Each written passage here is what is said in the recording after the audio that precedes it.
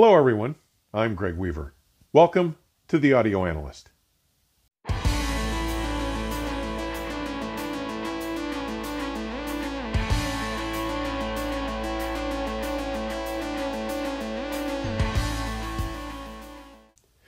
Among the more popular topics receiving vigorous traction on social media and public forums are discussions about the derisive and conflicting beliefs and approaches on how to clean and maintain our record collections.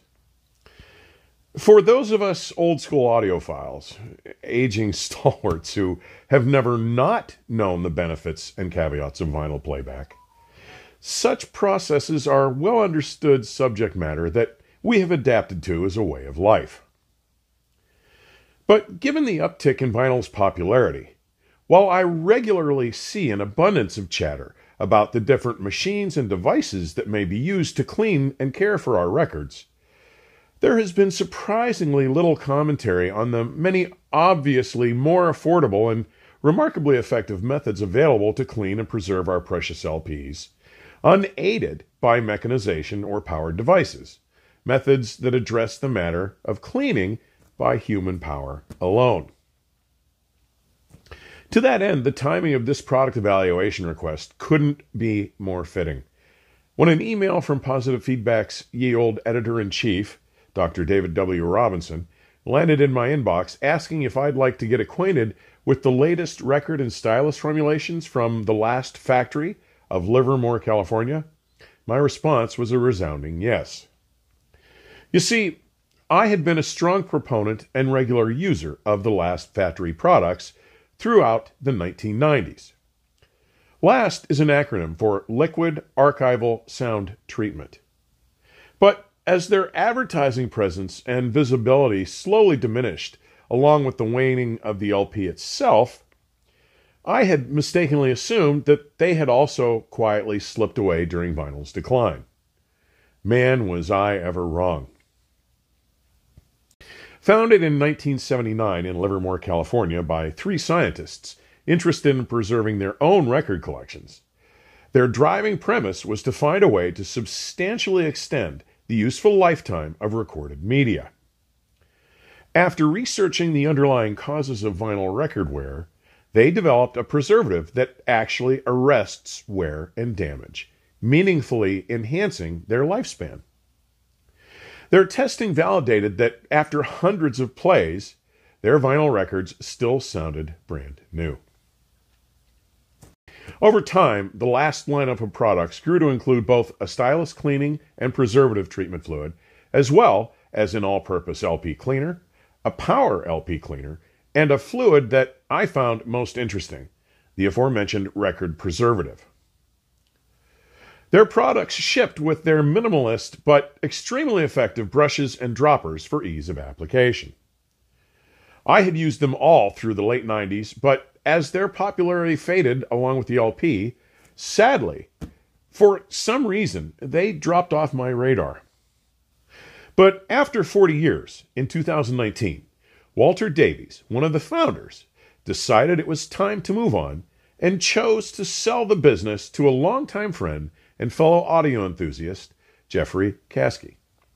Now, Jeff had recognized that the renewed interest in vinyl records provided an opportunity to regrow the last factory. Though they worked together to fashion a sale that functioned as a partnership with Walter, he passed away in 2020 at the age of 83. Now, if you would like to learn more, please check out their About Us, Our Story, linked in today's description. Following a flurry of emails with Jeffrey Caskey, in a matter of days, a care package of products arrived, including the latest formulations of their Stylus cleaner, all-purpose cleaner, and record preservative. Though there is no mention of what enhancements were made with the newer formulations on either their website or in the included instructions and documentation, the principle behind their use is undeniable. First, it just makes sense to do everything in your power to make sure the Stylus itself is free of dust and any other contaminants or caked-on debris.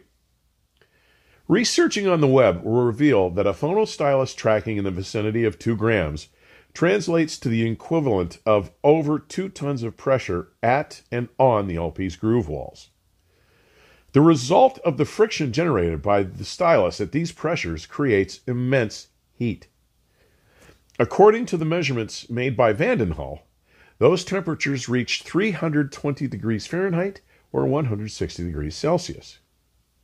The result of this immense rise in temperature is the brief, instantaneous liquefaction of the groove wall. In essence, the surface layer of the groove wall melts as the stylus glides through, and then it resolidifies almost as fast as it melted.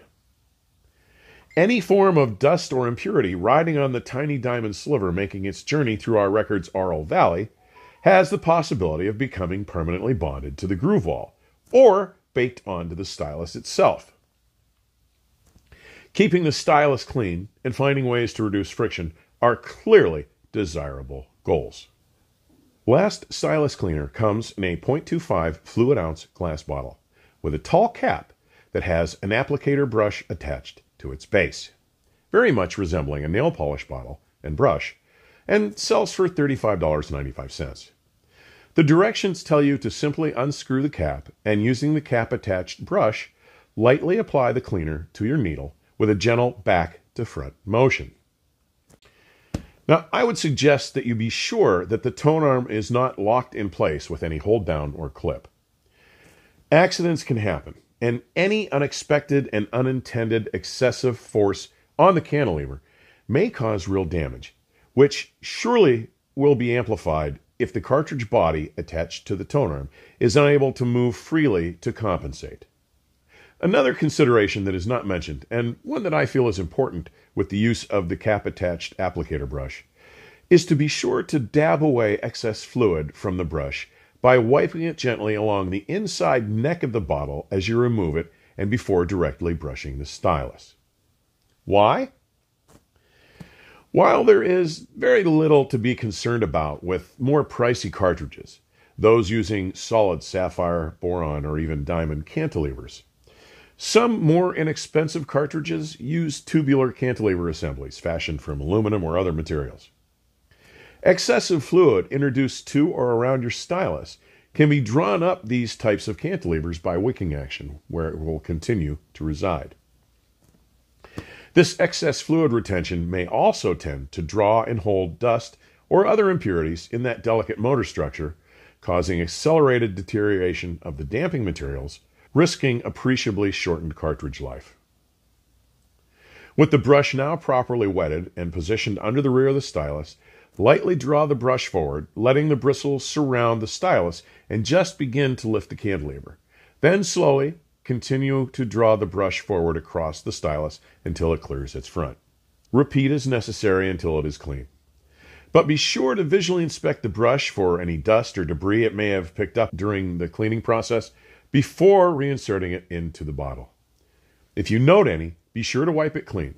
You don't want to return any of the particulate contaminants you just removed from the stylus to the master bottle of fluid. Though you may be tempted to apply the cleaner before every play, that is neither the best approach nor is it necessary. Even the last stylus cleaning manual recommends only applying it when you note mistracking, distortions, or when there is some visual indication of need. When used in this manner, it is sure to help to keep all your styli and clean LPs spick and span. The last all-purpose cleaner is supplied in a 2 fluid ounce plastic squeeze bottle and comes with several of their minimalist plastic handled applicators that use a small white velvet pad as the brush, selling for $38.95. To use the cleaner, you simply squeeze 3 drops onto the velvet pad of the applicator, spaced evenly across its length. Then spread it out more uniformly, brushing it with the bottle's nozzle back and forth across the applicator. With your LP situated on a clean, dry, solid flat surface, you move the moistened applicator in a sweeping motion, following the record grooves around the entire record at least twice. Dust and debris will collect on the velvet pad, which may be cleaned by rubbing it across the ridges of the bottle's cap. Long-term maintenance of the applicators is easy as they become soiled or contaminated over time.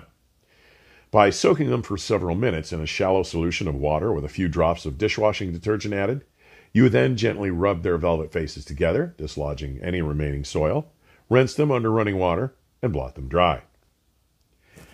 While this process may seem a bit Spartan, I can attest to its efficacy and ridiculous affordability. According to the internet, 2 fluid ounces contain more than 900 drops. Doing the math, using 3 drops per record will equate to cleaning over 300 LPs at a resultant cost of just 13 cents each. I dare even the most frugal of you out there to find a more cost-effective, proven successful record cleaning process. In my personal testing, cleaning a handful of recently purchased, previously uncleaned, used LPs revealed not only notably quieter background and reduced surface noise, but post-cleaning, they offered more faithful staging cues with more correctly sized voices and better resolved locations, as well as improved overall clarity and resolution. Yeah, this fluid is another winner. However, I've saved the best for last. Sorry, couldn't resist. During the 1990s and into the early 2000s, I applied the last record preservative to a sizable number of my most prized records, as evidenced by all the record jackets still sporting the supplied round last stickers to denote its application. Though I have no way to quantifiably measure its efficacy, I can tell you that my experience bears out their claims of its ability to reduce noise and distortion on both new and used records, and to arrest record wear for as many as 200 plays. The last record preservative comes in a 2-ounce glass bottle and sells for $64.95. Last says it works both as a lubricant and by filling any open cracks, holes, or other imperfections in the vinyl surface and diffusing into the vinyl. Their original literature from the 90s suggested that its application reduced the generation of heat by almost 100 degrees, drastically diminishing the destructive energy produced by the extreme pressure and friction of the stylus to groove interaction. Here again, to use it, you place the record on a clean, dry, solid surface. To apply the record preservative, you extract just the right amount of odorless fluid from its glass bottle with its included and clearly marked for that measure dropper. Then gently squeeze the dropper to apply the fluid evenly across the entire brush surface. You then swirl the brush over the surface of the record, making 2 full revolutions. They also recommend rolling the applicator brush as you apply the fluid front to back to help more evenly distribute the preservative. As to the preservation capabilities of the record preservative, again, I have no way to quantifiably measure its effectiveness. But beyond its potential to extend the life of an LP, I was delighted to find that it offers clear sonic benefits post-treatment, including slightly purer tonality, with less congestion or blurring broadband, specifically from the upper bass to the upper mid-range. Instruments take on a more corporal sense of body, as well as revealing both improved gradation and delineation of their placement and size throughout the soundstage. This also brought about a sharpening of focus, contributing to a clearer overall resolution, and in turn, yielding a bit more transparency. With some LPs, there was a more subtle and expressive communication of the microdynamic nature of the recordings, and a notable reduction of surface noise. But this seemed to vary widely based on pressings, and I am forced to conclude it likely has more to do with the actual vinyl formation of the LP in question. But damn, this stuff is the real deal.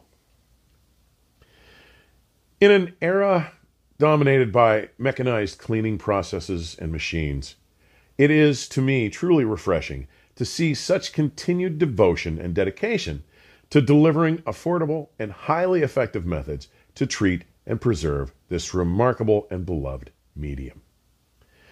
If you are into vinyl and haven't yet tried these products, in particular the record preservative, you don't know what you're missing.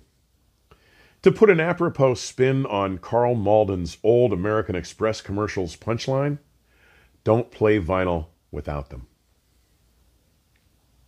As always, thanks for taking the time to drop by today. Further information on supporting the channel may be found in today's description section or at my website, theaudioanalyst.com. Please stay safe and keep the music playing. Till next time, cheers.